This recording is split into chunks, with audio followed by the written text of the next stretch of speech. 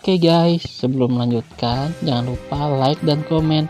Dan yang baru bergabung, jangan lupa subscribe dan aktifkan loncengnya.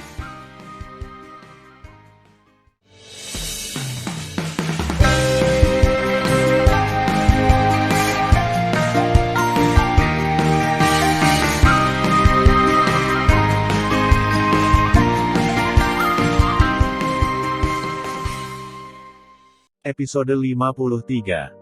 Melanjutkan cerita sebelumnya. Mendengar pidato itu, Linghu Yunfei benar-benar bingung.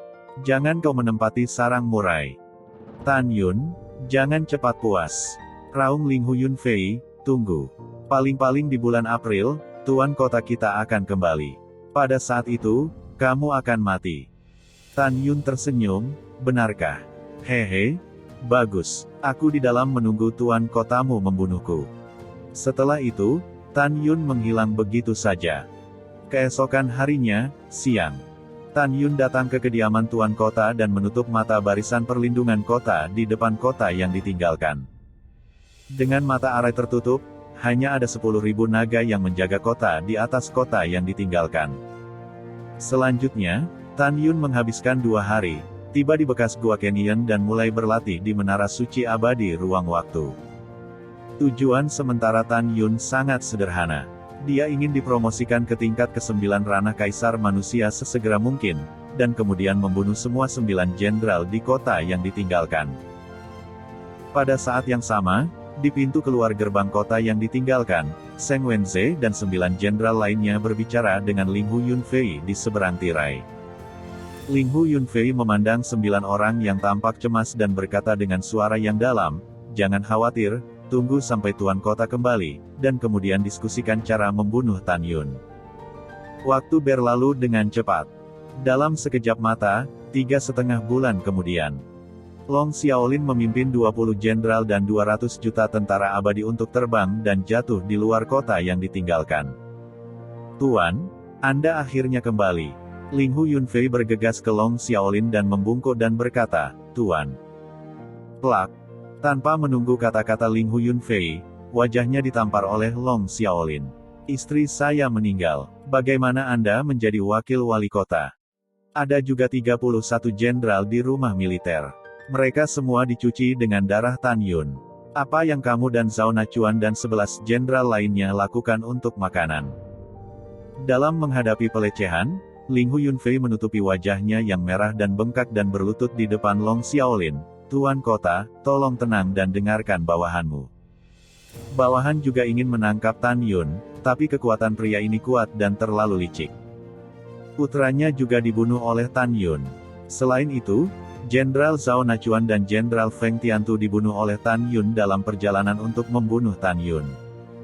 Mendengar pidato itu, Long Xiaolin menahan amarahnya dan berkata dengan suara yang dalam, "Ceritakan tentang situasi saat ini, dan apa ranah Tan Yun."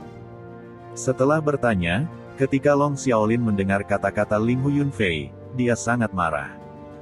Linghu Yunfei berkata dengan jujur, "Tuan, Tan Yun hanya tingkat ke-8 di ranah manusia kaisar, tetapi kekuatan tantangan lompatan katak sangat kuat.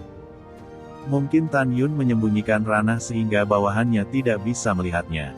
Bagaimanapun, Tan Yun memiliki kekuatan untuk membunuh kekuatan tingkat 11 ranah suci kaisar." Juga, kata Linghu Yunfei, suaranya menjadi lebih tenang dan lebih tenang, juga, "Tan Yun menghancurkan formasi pertahanan kita di kota yang ditinggalkan, dan dia mengatur kembali formasi pertahanan. Tan Yun juga mengatakan bahwa formasi pertahanan yang hebat ini persis sama dengan kota abadi Suanyuan." Tanpa menunggu kata-kata Linghu Yunfei, dia dicekik oleh Long Xiaolin. Long Xiaolin memerah karena marah, dan meraung dengan suara serak, "Sampah. Kamu sampah. Begitukah caramu menjaga gerbang kota? Begitukah caramu menjaga kota yang ditinggalkan? Aku benar-benar ingin membunuhmu, sampah tak berguna."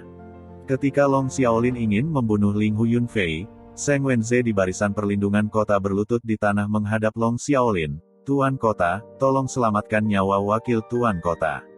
Wakil tuan kota telah benar-benar mencoba yang terbaik." "Ya, Tuan, tolong lepaskan wakil wali kota."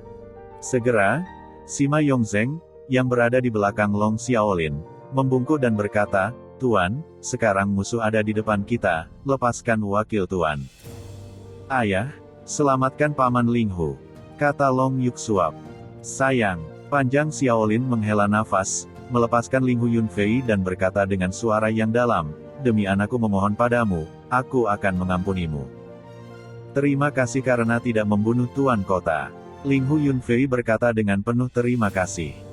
Kemudian, Long Yuxuan memandang Long Xiaolin dan berkata, ayah, prioritas utama adalah kita harus menghentikan pertempuran sesegera mungkin, tangkap Tan Yun dan balas dendam ibuku, kakek nenek. Setelah Long Xiaolin jatuh ke dalam meditasi yang panjang, dia mengerutkan kening dan berkata, area ini sama dengan susunan pertahanan kota abadi Xuanyuan. Iya, Linghu Yunfei, segera pergi ke kota Long Yunxian dan beritahu penguasa kota Ye Long Yun tentang hal itu. Meskipun dia adalah makhluk abadi yang superior, dia adalah sahabatku. Tolong minta dia untuk mengirim 2 orang kuat di ranah kaisar untuk membantu. Iya, Linghu Yunfei bangkit dan menghilang di atas gerbang kota. Long Xiaolin memandangi Yuxuan di tingkat ke-8 ranah kaisar dan berkata, anak, pergi ke kota peri meteor dan minta bantuan ayah angkatmu. Ayah angkatmu adalah wakil wali kota abadi meteorit. Dia memiliki posisi tinggi di antara para makhluk abadi. Jika kamu pergi, dia akan membantu kita. Adapun kota abadi yang dibangun oleh 7 makhluk abadi lainnya, itu terlalu jauh dari kota kita, dan air yang jauh tidak dapat menyelamatkan api di dekatnya, jadi tidak lebih. Mendengar ini, Long Yuxuan memfokuskan kepalanya dan berkata, ayah yang baik, nak, cari ayah baptisku dan kirim pasukan. Iya, sebagai seorang ayah, aku tidak akan pergi bersamamu. Mata Long Xiaolin berbinar. Aku khawatir seseorang akan datang ke kota abadi Xuanyuan untuk membantu Tan Yun. Aku akan tinggal di sini untuk berjaga-jaga. 10 hari kemudian, Xuanyuanru, yang menunjukkan kemampuan bersembunyinya, diam-diam mengintai di lautan awan yang luas di luar kota yang ditinggalkan. Alasan mengapa dia datang terlambat 10 hari adalah karena dia mengambil jalan memutar untuk menghindari ditemukan oleh Long Xiaolin. Xuanyuanru menatap pemandangan 200 juta tentara yang tidak memasuki kota, dan merasa bingung. Tapi segera, dia digantikan oleh kegembiraan. Hatinya berkata dengan gembira, hebat, dia baik-baik saja. Dia pasti telah mengatur 10.000 naga untuk melindungi kota dan memblokir tentara kota yang ditinggalkan di luar gerbang kota. Hah? Dia mengerutkan kening, dan berbisik, di mana Long Xiaolin dan Long Yuxuan. Apakah sulit bagi mereka untuk pergi menyelamatkan? Atau apakah mereka mungkin mengira saya akan datang, jadi mereka mengintai? Memikirkan hal ini, Xuanyuanru menahan kerinduannya pada Tan Yun dan tidak bertindak gegabah. Pada awalnya, dia belajar dari Tan Yun bagaimana mengatur parit 10.000 naga. Sekarang, dia bisa membuka celah di formasi dan memasuki kota yang ditinggalkan, tapi dia tidak melakukannya. Xuanru pintar. Dia tahu bahwa jika Long Xiaolin menyergap di suatu tempat, begitu dia membuka parit, Xiaolin juga memasuki kota yang ditinggalkan, dan konsekuensinya tidak terbayangkan. Tepat ketika Xuanyuanru bertekad untuk melihat perubahan itu, dia tidak tahu bahwa Long Xiaolin dan mata berlumpur yang tersembunyi di 9 juta awan sang di atas kepalanya menghadap ke tempat persembunyian Xuanyuanru. Pada saat ini, Long Xiaolin, yang juga menggunakan teknik tembus pandang, tidak melepaskan pengetahuan peri untuk melihat siapa yang tersembunyi di lautan awan di bawah. Karena dia tidak pernah kecepatan orang dan proses membuat aliran udara sedikit tidak terdeteksi selama penerbangan bersembunyi, dia bisa menebak bahwa kekuatan orang yang bersembunyi tidak harus jauh lebih rendah. Long Xiaolin berpikir, melihat keabadian yang lebih rendah di tanah yang ditinggalkan, kecuali aku, hanya Xuanyuanru yang merupakan ranah kaisar. Sepertinya dia yang bersembunyi. Memikirkan hal ini, Xiaolin memikirkan sosok ramping Xuanyuanru yang menarik dan nafsu di dalam hatinya. Dia tidak segera melakukannya. Dia licik dan bertekad bahwa karena Xuanyuanru bisa masuk dan keluar dengan bebas di pertahanan kota abadi Xuanyuan, dia pasti bisa dengan mudah memasuki kota yang ditinggalkan. Dia ingin menunggu.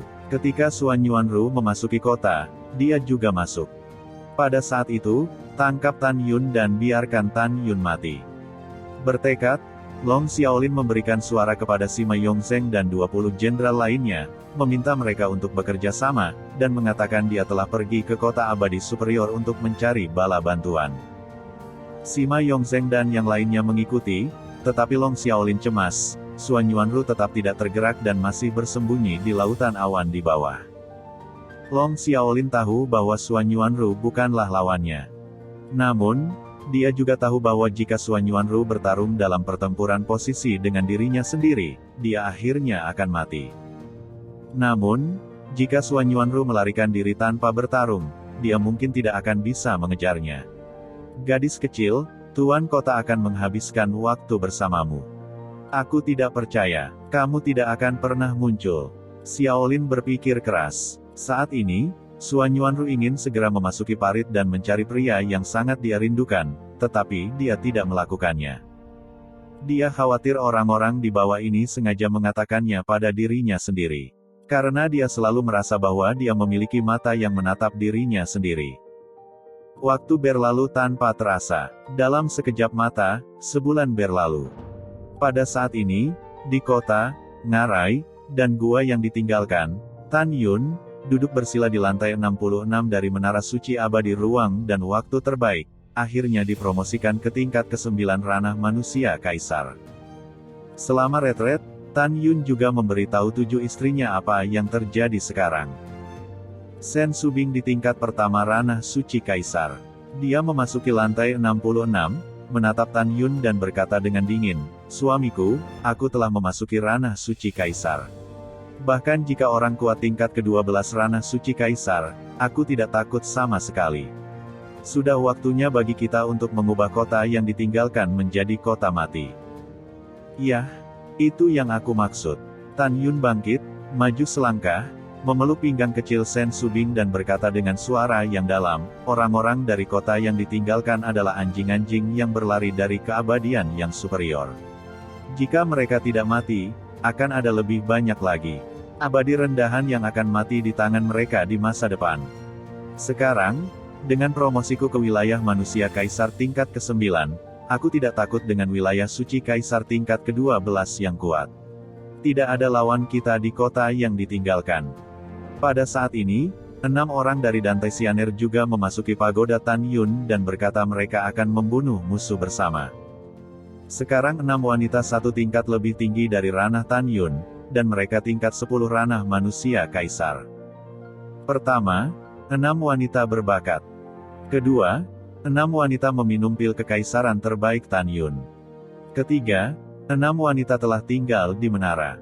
Selain bersenang-senang dengan Tan Yun, mereka retret. Tan Yun menggelengkan kepalanya sambil tersenyum, "Kamu, meskipun ranahnya lebih tinggi dariku, kamu hanya bisa berurusan dengan yang kuat dari tingkat 6 hingga tingkat 9 ranah suci kaisar. Tugasmu adalah tetap retret sepanjang waktu. Ada banyak tempat di mana kamu bisa menggunakanmu di masa depan."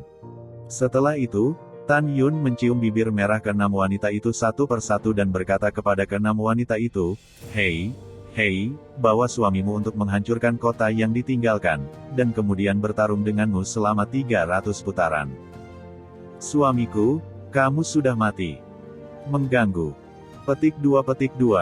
6 wanita tertawa dan memarahi Tan Yun, lalu meninggalkan lantai 66. Tak lama, Tan Yun, mengenakan jubah ungu, dan Sen Subing, mengenakan gaun pendaratan bunga emas, terbang keluar dari gua bergandengan tangan dan tergantung di ngarai yang menjulang tinggi. Suamiku, menurut waktu, Long Xiaolin telah kembali ke kota yang ditinggalkan. Sen Subing mengangkat kepalanya sedikit, melihat tirai susunan emas di kehampaan, dan berkata dengan cemas, sekarang susunan pertahanan kota begitu tenang, jelas tidak ada yang menyerang. Saya curiga Long Xiaolin telah pergi ke makhluk abadi superior untuk meminta bala bantuan. Mendengar pidato itu, Tan Yun setuju dan mengangguk, saya pikir juga begitu. Selain itu, Subing, jika Anda memikirkannya, alasan mengapa makhluk superior belum menghapus kota abadi Suanyuan sejauh ini sudah cukup untuk menunjukkan bahwa kekuatan tertinggi dari makhluk abadi yang superior juga harus menjadi ranah kaisar. Jika itu adalah ranah kaisar, akan mudah untuk menghancurkan kota abadi Suanyuan. Selain itu, Di antara 9 kota abadi besar yang didirikan oleh Dewa Abadi, tidak akan ada terlalu banyak orang kuat di alam kaisar, dan tidak ada keharmonisan antara 9 kota. Setelah mendengarkan, Sen Subing cukup penasaran dan berkata, "Suamiku, bagaimana Anda menilainya?" Tan Yun tersenyum sedikit.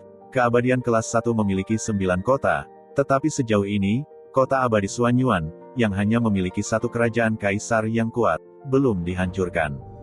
Ini menunjukkan bahwa hati orang-orang di 9 kota adalah tidak seragam. Jika tidak, 9 kota akan mengirim pasukan bersama, dan kota abadi Xuanyuan akan runtuh. Juga, jika ada banyak kaisar yang kuat di 9 kota, kota abadi Xuanyuan tidak dapat bertahan sampai sekarang. Kemudian, Tan Yun dan Sen Subing menyerbu ke gerbang kota sambil mengobrol. Sebelum membantai kota yang ditinggalkan, Tan Yun ingin pergi ke gerbang untuk menentukan apakah Long Xiaolin akan menarik pasukan dari kota abadi Xuanyuan. 2 hari kemudian, gerbang kota.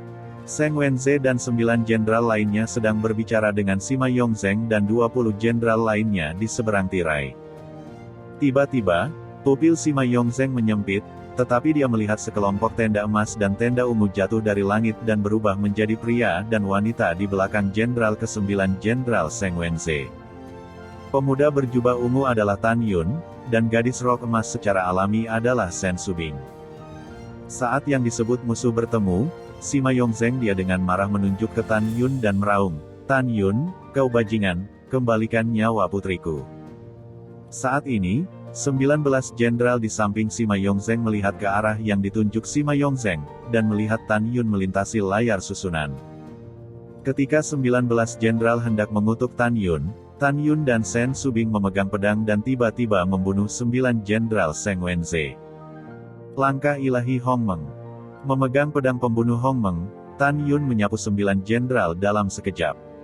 Dalam sekejap, ketika pergelangan tangannya berputar, tirai pedang dengan radius ribuan kaki menelan 9 orang. "Ah, tolong! Jangan bunuh aku!" Ratapan mengerikan itu tiba-tiba berhenti, dan 6 jenderal di bawah tingkat ke-10 ranah suci kaisar hancur berkeping-keping dan mati ditelan tirai pedang. Zheng Wenze dari tingkat ke-10 ranah suci kaisar dan 2 jenderal dari tingkat ke-11 ranah suci melarikan diri dari tirai pedang dengan panik. Saat ini, Sen Subing menunjukkan langkah ajaib ruang dan waktu, dan bayangan itu menjadi transparan, seperti gumpalan halus yang membunuh Tuhan. Pedang menusuk tengkorak Zheng Wenze. Suara Sen Subing terdengar, "Suamiku, 2 sisanya, kau dan aku."